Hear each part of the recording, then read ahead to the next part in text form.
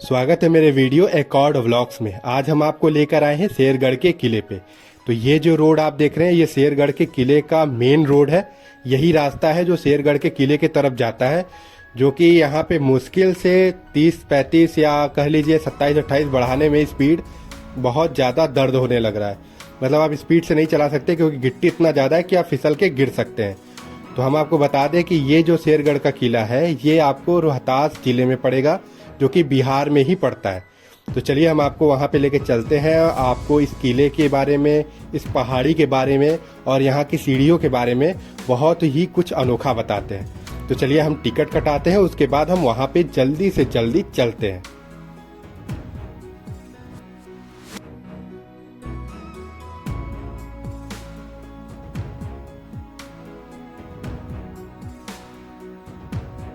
तो हम पुलिया पे आ गए हैं और यहाँ से हम आपको दिखा दें कि कहाँ से सीढ़ी चढ़ा जाएगा।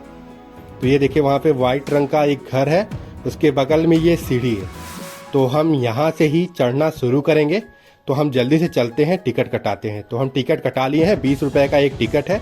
लेकिन आपको बता दें कि यहाँ पे आप अकेले मत आइएगा, क्योंकि जब यहाँ पे आप आएंगे तो आप जहाँ गाड़ी खड़ा करेंगे उसको देख रेख करने वाला यहाँ पे कोई भी नहीं है। तो यहाँ पे 90% या कह लीजिए 95% आशा है कि आपकी गाड़ी चोरी ही होगी। तो इसलिए जब भी आइएगा तो आप अपनी सिक्योरिटी लेके आइएगा, आप अपने वाहन का अपना ध्यान खुद रखिएगा। तो सीढ़ी चढ़ने से पहले आपको ये एक बोर्ड दिख रहा है जिसका रंग उड़ के एकदम बेकार हो चुका है। जब इसका ये हाल है तो ऊपर किले का क्या हाल होगा। तो चलिए हम सीढ़ियों पे चढ़ते हैं। सीढ़ी यहाँ पे 970 सीढ़ी है। वैसे आप इंटरनेट पे देखेंगे तो कोई 500 बताता है, कोई 700 बताता है, कोई 800 बताता है, लेकिन यहाँ पे ये 970 सीढ़ी है, जिसमें के बीच बीच में बहुत सी सीढ़ियाँ टूट चुकी हैं। और ये जो पहाड़ी है इसकी ऊंचाई पूरी 800 फीट है। तो यहाँ पे सीढ़ियों पे कुछ दूर चलते यहाँ पे कुछ स्थानीय लोग दिखे जो अपने जानवरों के साथ यहाँ पर है। तो ये जो आप सीढ़ियाँ देख रहे हैं, इन्हीं सीढ़ियों पर से हुमायूं 1545-47 के लगभग गिर के मरा। क्योंकि जब हुमायूं यहाँ पे हमला किया था तो एक बार शेरशाह सूरी ने हुमायूं को हरा दिया था, लेकिन दोबारा हुमायूं ने शेरशाह सूरी को हराया और यहाँ पे अपना कब्जा जमा लिया। तो जब वो निरीक्षण के लिए ऊपर से नीचे उतर रहा था तो ये इन्हीं सीढ़ियों से फिसल के नीचे गिरा और नीचे गिरते ही वो मर गया। वैसे बहुत सी कहानियां हैं, लेकिन वास्तव में अगर देखा जाए तो इसी सीढ़ियों से वो फिसल के मरा था। तो चलिए हम ये भी उन्हीं सीढ़ियों पे बहुत संभल के चल रहे हैं, क्योंकि बहुत खड़ी सीढ़ी है, 970 सीढ़ी है, पूरे हालत खराब हो जा रही है चढ़ने में। 5 जगह बैठे हैं। देखिए इस समय हम यहाँ पे बैठे ही हैं और अगल बगल आपको दिखा रहे हैं कि चारों तरफ जंगल है। डर लग रहा है कि कहीं से कोई जानवर न निकल आए। तो कुछ दूर चलने के बाद यहाँ पे हमें किले का द्वार दिखा। तो चलिए हम जल्दी से जल्दी ऊपर चलते हैं, क्योंकि अब थोड़ा उत्सुकता बढ़ रहा है, क्योंकि पूरे के पूरे 45 मिनट लग गए हमको यहाँ पे आने में। अभी जितने मिनट ऊपर भी लगे, क्योंकि मेरा शरीर थोड़ा वजन है, मेरा शरीर थोड़ा भारी है, तो इसीलिए थोड़ा हम रुक रुक के आ रहे हैं। तो हम किले के गेट पर आ गए हैं। यहाँ पे ये जो आप गेट का दरार देख रहे हैं ये भी पूरा ध्वस्त हो चुका है। देख रेख करने वाला कोई भी सरकारी कर्मचारी या भारतीय पुरातत्व विभाग की तरफ से कोई भी नहीं है, जबकि उनको यहाँ पे रहना चाहिए और इसका देख रेख करना चाहिए, क्योंकि ये एक ऐतिहासिक चीज़ है।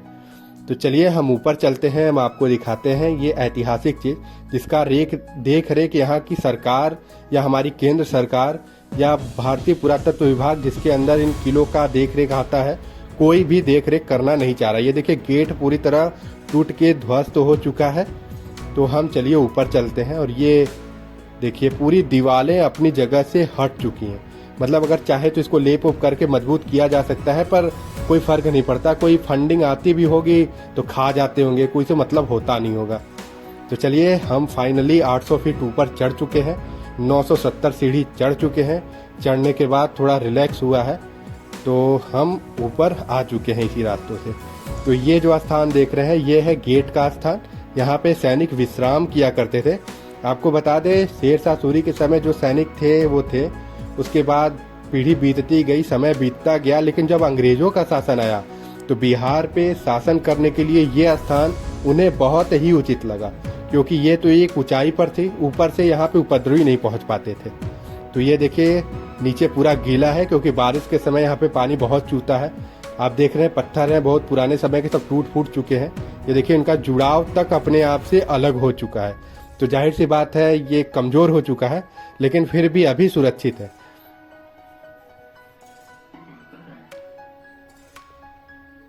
तो चलिए हम थोड़ा अंदर लेके चलते हैं। ये जो आप एक्स्ट्रा खंबे यहाँ देख रहे हैं ना, ये खंबे अंग्रेजों के समय बनाए गए। शेरशाह सूरी के समय भी ये खंबे थे, पर इतने ज़्यादा नहीं थे जितने ज़्यादा अंग्रेजों के समय बनाए गए। और इसका रंग देखिए इस ढंग का है, और बीच बीच में ये आंगन है यहाँ पे भी, और बीच बीच में मुक्की टाइप में बड़ा बड़ा सुरंग टाइप में खुला हुआ है प्रकाश के लिए।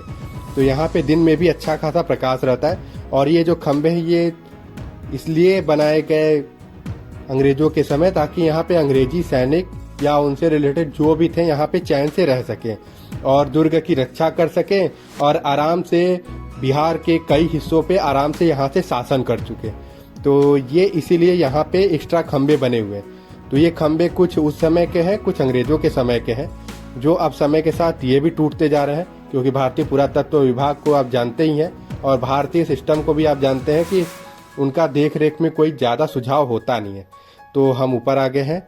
ये जो आप नहर देख रहे हैं दुर्गावती नदी का पानी है, जो कि यहाँ से बिहार को दिया जाता है सिंचाई के लिए, और भी बहुत से काम। इनका पानी बहुत लोग यहाँ पे पीते भी हैं, क्योंकि हम जहाँ पे आए हैं यहाँ पे चारों तरफ चापाकल या कल या पानी टंकी जैसा कुछ नहीं था। तो हम कई जगह रुक के नहर का ही पानी पिए, जो काफ़ी बढ़िया था, बहता पानी था, इसलिए पीने में कोई दिक्कत नहीं हुई। तो हम ऊपर छत पे आ गए हैं। छत पे ये बस 3 दुर्ग खड़े हैं, ये देख रहे हैं 3 दुर्ग खड़े हैं, और एक ये दुर्ग है, चौथा दुर्ग, जो समय के साथ टूट गया है, जिसको अभी हमने आपको पीछे से दिखाया था, वो पूरी तरह ध्वस्त हो चुका है। और ये अंदर से भी ध्वस्त हो चुका है। हम अंदर तो नहीं जाएंगे, क्योंकि टूटी हुई चीज़ का क्या भरोसा, वो और भी टूट जाए। तो ये जो एक दुर्ग है, इसकी नक्काशी आज भी वर्तमान में बची हुई है। लेकिन ये जो लिखने वाले लोग हैं ना, ये तो बहुत गंदी आदत है इनकी लिखने वाली। किसी भी स्थल को, ऐतिहासिक स्थल को इस तरह लिख के गंदा नहीं करना चाहिए, क्योंकि उसका एक अलग ही रूप होता है। यहाँ का नज़ारा देखिए, यहाँ से ये कितना सुंदर लग रहा है। ये जो हमने आपको बताया था कि जगह जगह से सुरंग बना हुआ है, ये वही सुरंग है। समय के साथ थोड़ा बड़ा हो गया है, क्योंकि पुराना हो गया है, तो ज़मीन, मट्टी और ऊपर के जो पत्थर वो टूट गए हैं। लेकिन ये पहले कभी छोटा हुआ करता था, और यहीं से वो विश्राम करते थे, हवादार होता था, और रोशनी की पूरी व्यवस्था यहीं से हुआ करती थी। तो ये जो आप देख रहे हैं, जरा हम इसको आपको पास से दिखा दें। ये देखिए अपनी जगह से जोड़ जगह से कोई भी सीमेंट का जुड़ाव या चूना कुछ भी नहीं है, एकदम छूट चुका है, और इसका संरक्षण भी नहीं किया जा रहा है। मतलब ये कभी भी तेज आंधी आए, अच्छा खासा भूकंप आए, बस तुरंत ये लुढ़क के नीचे गिर जाए, और जो नीचे भी रहे उसका भी हालत खराब हो जाए।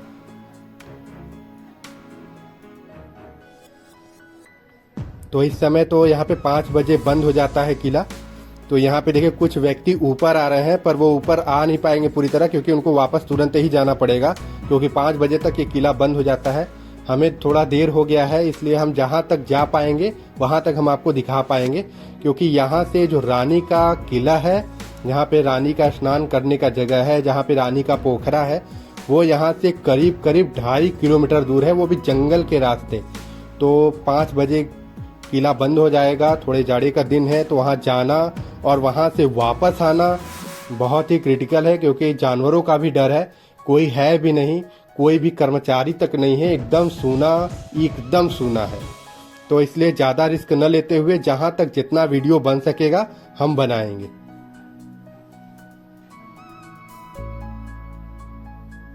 तो रास्ते में चलते हुए यहाँ पे पहाड़ पे एक जगह पानी इकट्ठा दिखा, पानी में बहुत सारी भैंसें तैर रही हैं, ये देखिए कितने आनंदमयी ढंग से। और जब यहाँ पे आएंगे तो यहाँ पे ये जो भैंसें जहाँ पे बैठी हुई हैं, ये जो गड्ढा है यहाँ पे इतना बदबू कर रहा है, क्योंकि पानी सड़ चुका है, लेकिन इन्हें लगता है कि कोई फर्क नहीं पड़ता। तो चलिए यहाँ पे ज़्यादा वेस्ट टाइम नहीं करते हैं, क्योंकि 2 किलोमीटर 2.5 किलोमीटर अंदर जाना है जंगल के रास्ते। फिर वहाँ पे जाने के बाद पता चला कि सब कुछ वो है, अस्त व्यस्त है, अंधेरा हो जाएगा, तो वापस नीचे भी आना है। तो इसलिए ज़्यादा रिस्क न लेते हुए अब हम नीचे चलते हैं, और नीचे चलने के बाद हम आपको झरने पर लेके चलते हैं, जहाँ पे दुर्गावती नदी का झरना बोला जाता है और वो रास्ता गुप्ता धाम को भी जाता है। तो वहीं से सीता रसोइयाँ भी है, वहीं पे गुप्ता धाम भी है। तो हम गुप्ता धाम तो नहीं जाएंगे, पर उस रास्ते में एक झरना पड़ता है जो बहुत ही फेमस है। पता नहीं वो झरना देखे तो नहीं है, लेकिन उस झरने को देखने के लिए पर्यटन बहुत काफ़ी मात्रा में वहाँ पे जाते हैं। तो चलिए हम वहाँ पे भी चलते हैं। तो अब हम थोड़ी देर में नीचे चलते हैं, क्योंकि यहाँ पे ज़्यादा देर रहना अच्छी बात नहीं, क्योंकि शाम होने वाला है, जाड़े का दिन है, दिन छोटा है, अंधेरा होने के बाद पता नहीं क्या होगा। तो हम नीचे आ गए हैं। यहाँ पे भी झरने देखने के लिए भी आपको 20 रुपए का टिकट लगेगा, लेकिन आप गाड़ी से जा सकते हैं। तो ये देखिए पहाड़ है, पहाड़ में देखिए यहाँ पे सुरंग है। आपको बता दें कि जो शेरगढ़ का किला है, शेरगढ़ के किला पे 345 सुरंग है, एक दो नहीं 345 सुरंग। और बगल में ये जो पानी आप देख रहे हैं, ये दुर्गावती नदी का पानी है। तो चलिए अब हम आपको डायरेक्ट झरने पर ही लेके चलते हैं, क्योंकि ज़्यादा समय नहीं गवाएंगे, बीच का रास्ता भी बहुत खराब है। वो पहाड़ देख रहे कितना सुंदर लग रहा है। तो चलिए हम जल्दी से आपको झरने पे लेके चलते हैं, देखते हैं वहाँ पे क्या खास है। अगर कुछ खास नहीं होगा तो हम रिटर्न आ जाएंगे। और यहाँ की ये ऑफ रोडिंग देखिए, यहाँ पे बहुत भारी मात्रा में जो ये रोड है वहाँ पे बहुत भारी मात्रा पे पहाड़ी पत्थर है। मतलब आप अगर नए चालक हैं तो आप चला नहीं सकते। यहाँ पे देखिए सूर्य भी ढलने को आ रहा है, तो हम बहुत जल्दी चलते हैं वहाँ पे।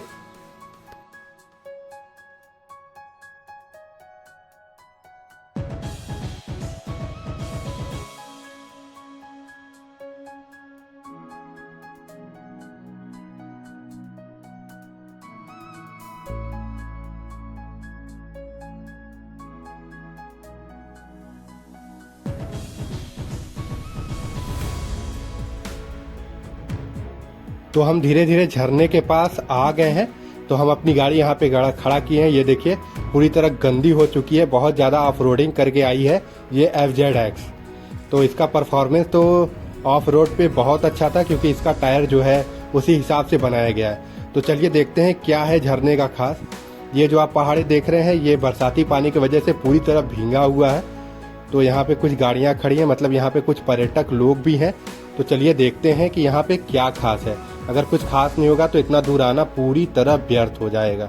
और व्यर्थ होने का मतलब कि पूरा समय बर्बाद, क्योंकि अभी हमें यहाँ से 350 किलोमीटर गाड़ी चला के घर भी जाना है। तो देखते हैं क्या है यहाँ पे खास।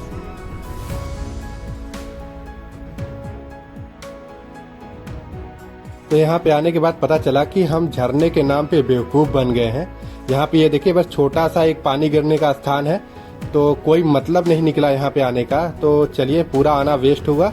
आपको जल्द ही हम मिलेंगे नेक्स्ट वीडियो में, तब तक के लिए जय हिंद। बहुत सोच समझ के आइएगा।